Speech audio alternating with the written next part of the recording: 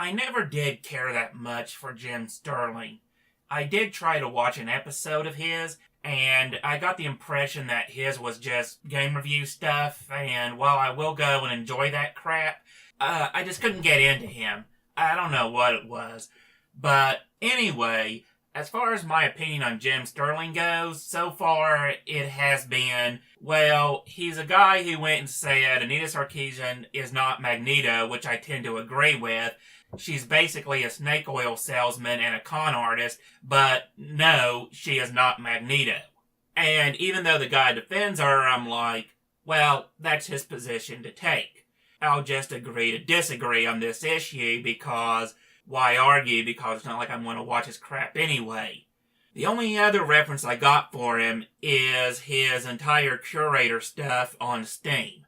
And what's happened is, beyond these two things, I never did go and care much about him one way or the other.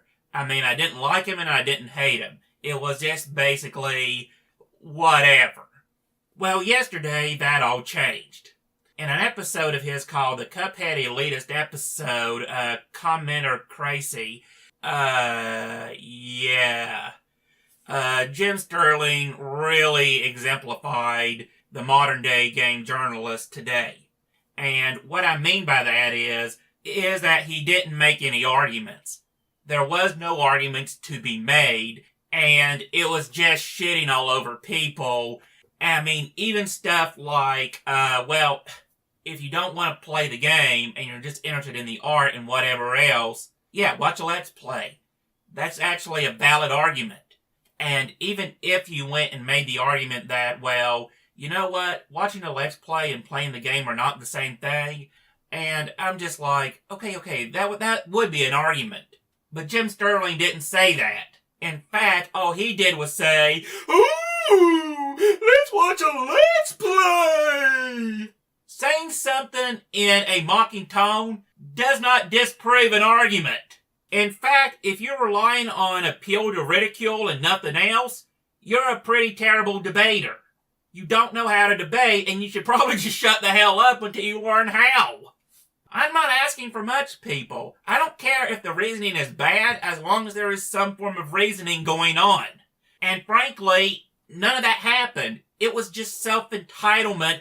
Oh, I want what I want because fuck you, that's why, now give it to me. I mean, the way Jim Sterling is acting and behaving is no different than how a game journalist are acting and behaving. Basically, just a bunch of lazy people who don't want to do the work they're supposed to do, that is, play and review the game, and they're just wanting stuff that's simple so they can just crack out whatever article and not even worry about it. If you hate playing games this badly and you just want to skip it, maybe a different field of work is in your future. That's all I'm saying. If you don't like it, do something else. And if you are going to do it, then do your damn job.